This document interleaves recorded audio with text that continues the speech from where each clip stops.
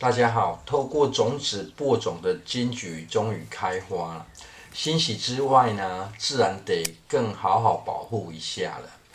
柑橘类作物最害怕跟麻烦的害虫是新天牛了。新天牛会在树干产卵了，从卵孵化后呢，幼虫就开始啃食树干了。当发现树干出现木屑时，才要进行善后就非常耗时跟麻烦了。而若是没有发现，树干就会很容易干掉啊。严重的话，甚至是整株会慢慢迎接死亡啊。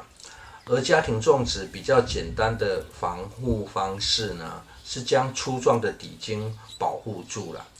剪一段防虫网将底茎包住除了可以避免新天牛钻进去，也相对通风了。而这个过程比较难的地方是树干上的一些刺啊，小心行事可以降低自己受伤啊。而这些尖刺也并非完全无用啊，可以充当网子的卡榫，可以帮助固定这样的防护呢是比较省事简单保护树干的方式啦。当侧枝变粗后呢，若是出现木屑的状况呢，就可以将侧枝整根锯掉了。不用觉得可惜呀，它很耐修剪，很快就又会长出来了。毕竟这不是种植在花盆里也是需要做矮化的修剪，不然会长得太高大加上这位置一旁就有水池呢，不矮化的话，采收就等着落水的窘境了。因为采收而落水，是不是很有画面感？概念就是帮果树先留后路了，毕竟好不容易终于开花了。而直接种植在土地上跟盆栽有个不同的想法，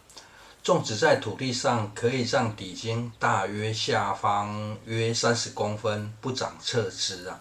只要有芽点就抹除掉，这样接近地面处会比较通风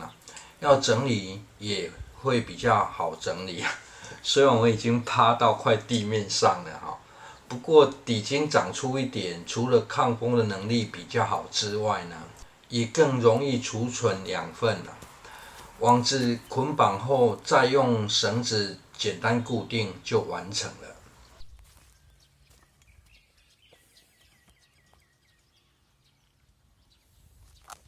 接下来继承上部影片使用酵素后的延伸这些甘蔗及甘蔗皮是发酵过程取代糖蜜的自然材料，摆放在地面上可以有效的吸引蚯蚓进驻蚯蚓不但能松土自肥呢，也是土壤里的巨大生物虫卵也会被它吃掉甘蔗因为经过浸泡发酵过，不用担心又会发芽。发酵过干掉的蔗渣呢，对于果树帮助很大而这是更上游的产品就让它自然继续腐化，也更符合自然农法的精神接下来再来好好利用这株金桔虽然这是实生苗，但是既然已经开花了，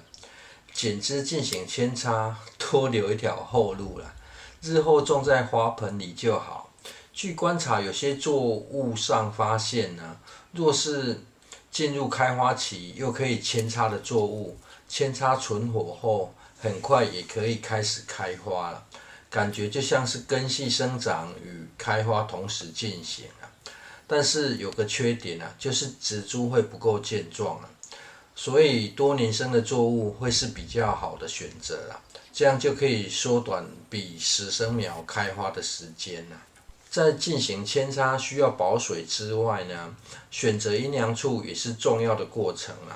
要找阴凉处又方便浇水，也就只能依赖原本被委以重任要帮蒜头遮阳的木薯了。只是天气实在变化太大木薯的生长速度扛不起重责大任